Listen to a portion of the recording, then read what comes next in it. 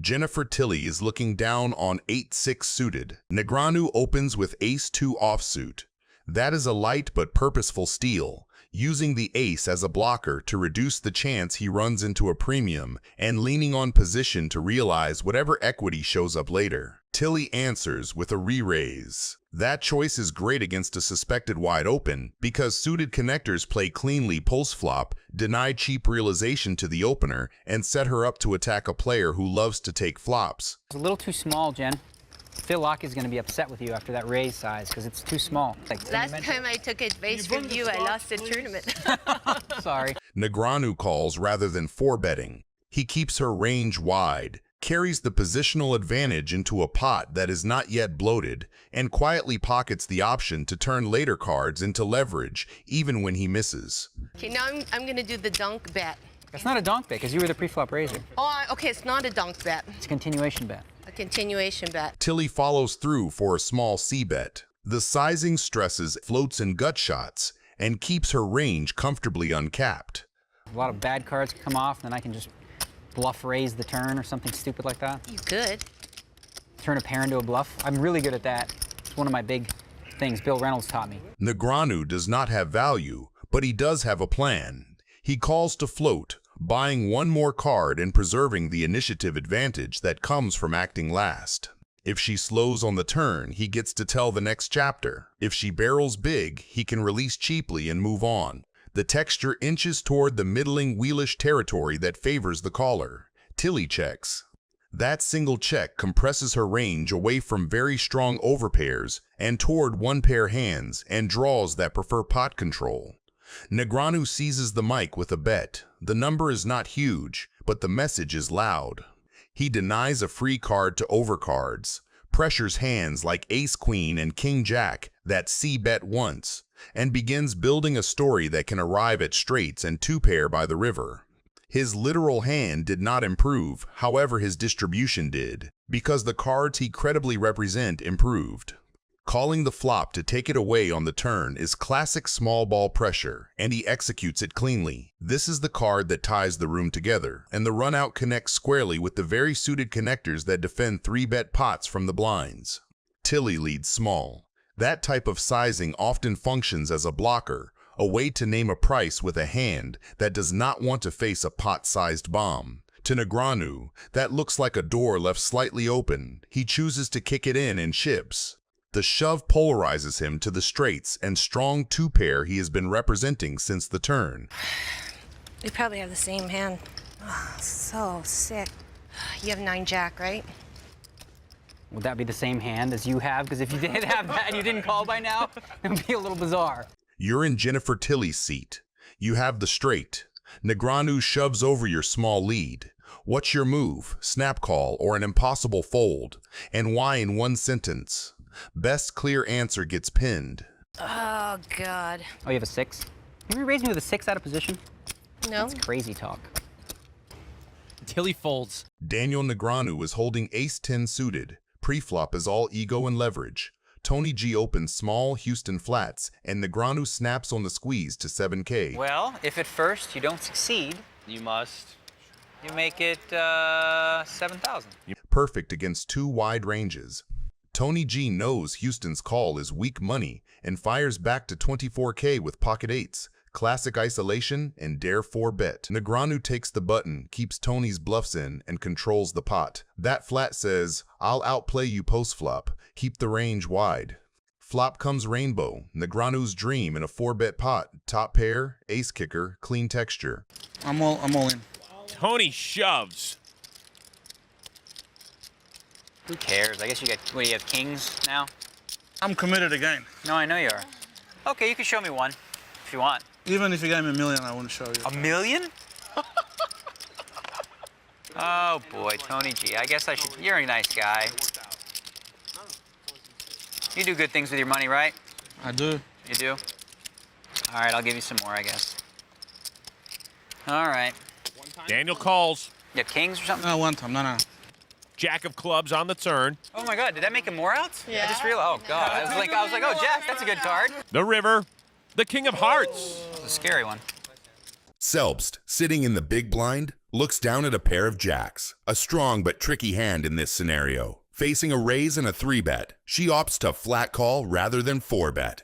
While a 4-bet would help narrow the field and define her opponent's ranges, it could also bloat the pot and force her into tough post-flop spots if she's up against a hand like queens, kings, or aces. Her flat call allows her to control the pot size while disguising her hand strength, keeping her range wide enough to include potential traps. The flop lands Queen 2 Jack, and Selbst couldn't have asked for better. Her pair of jacks connects perfectly, giving her middle set and a commanding lead in the hand. Chen, holding Ace-Queen suited, flops top pair with backdoor flush and straight draws, making his hand strong but significantly vulnerable to Selbst's concealed strength. Selbst leads out with 80,000 bet, a sizing that achieves multiple goals. It builds the pot while extracting value from weaker hands like top pair or speculative holdings with equity. Importantly, her bet disguises her hand's full strength. Opponents may interpret it as a standard value bet or even a semi-bluff.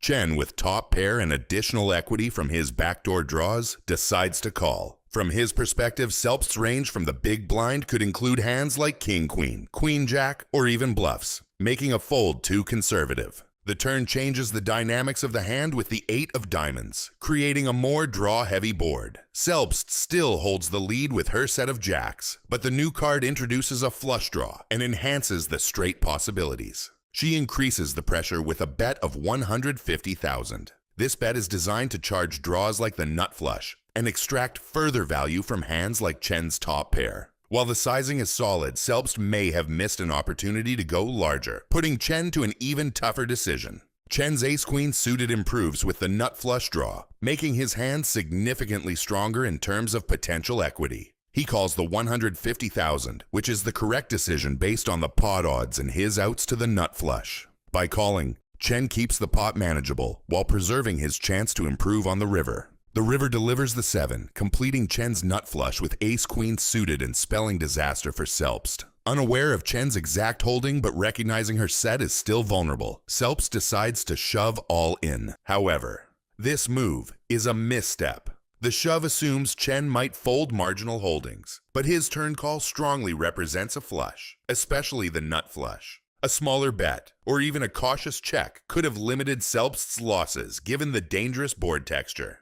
Chen barely needs to think. With the nuts, his call is automatic. There's no possible hand on this board that can beat him. He confidently flips over his cards, claiming the massive pot, and leaving Selbst regretting her river shove.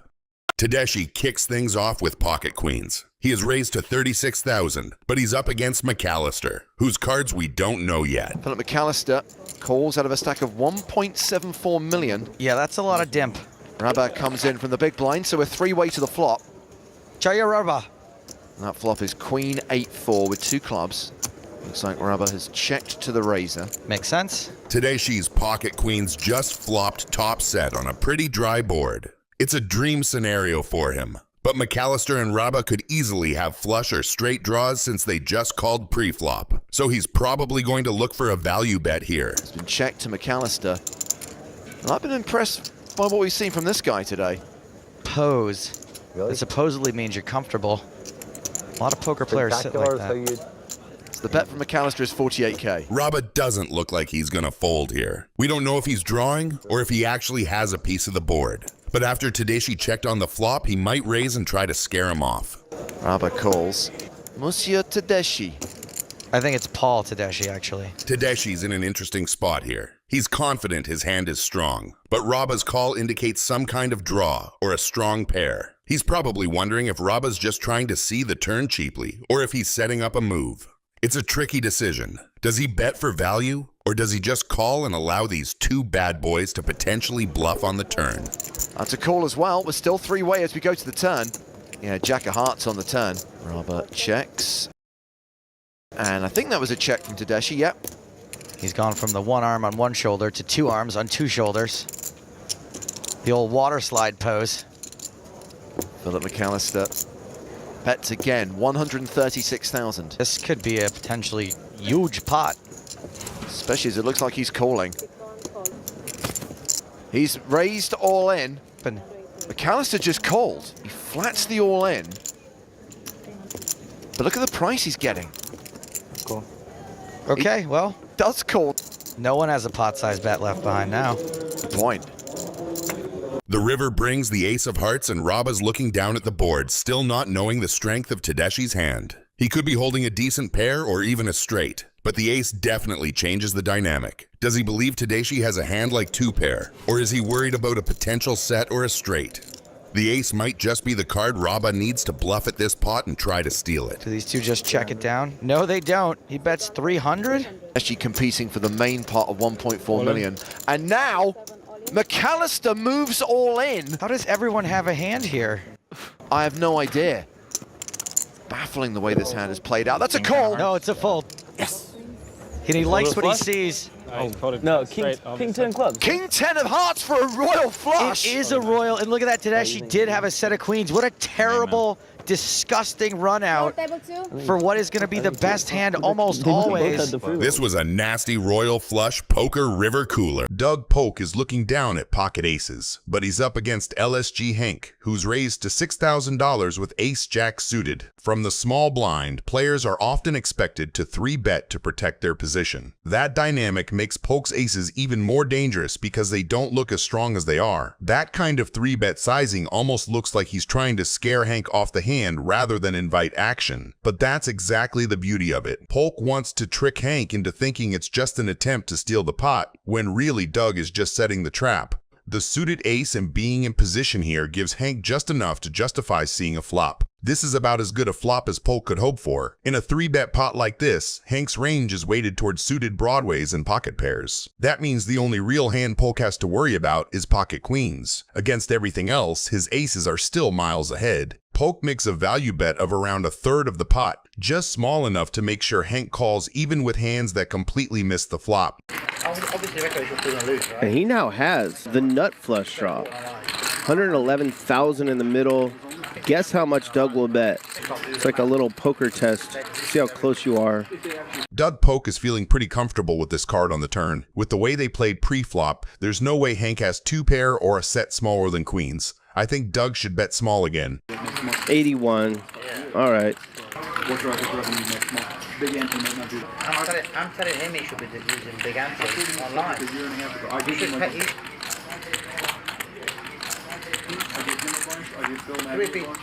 Hank puts in the call. He needs a diamond. Instead, it's the 9 of hearts. The river changes absolutely nothing here. Do you think Polk should check and just call if Hank bets, or should he bet here and risk getting raised? Let me know down in the comments. 200,000. Beautiful poker. All in. All in. All in, says Hank. Spade, I fold. Heart, we do it again. This is amazing. Fold. Show him. Aussie Kotola opens the button to 150K with King-Jack offsuit. That sizing keeps Foxen's range wide and gives Kotola position plus initiative with a hand that flops strong pairs and good 2-pair combos. Alex Foxen defends the big blind with 8-6 of diamonds. Suited connectors are bread and butter, defends heads up. They realize equity well, threaten powerful semi-bluffs on many turns, and can cooler 1-pair hands. On the flop, Foxen checks his second pair with backdoor flush possibilities and tons of turn cards to attack. Kotola checks back top 2. That's deliberate pot control and deception on a very dynamic texture.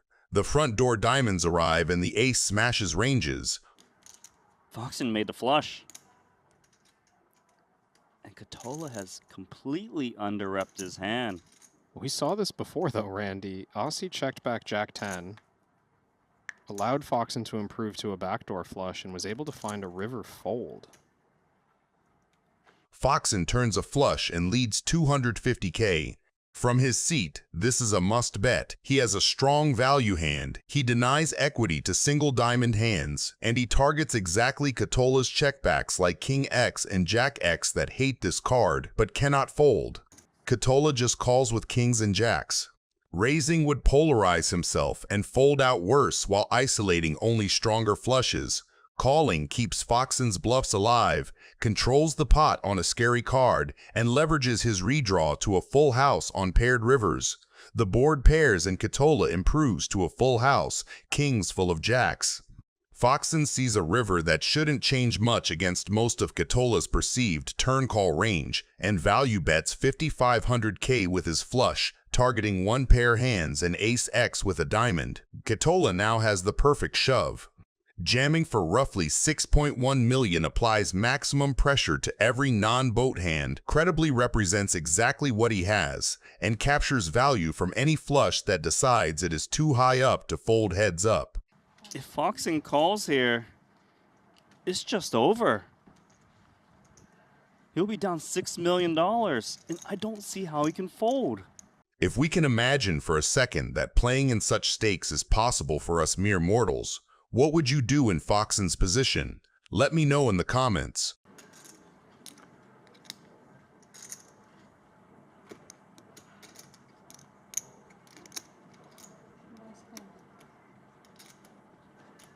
Call. He calls the biggest pot, $11 million.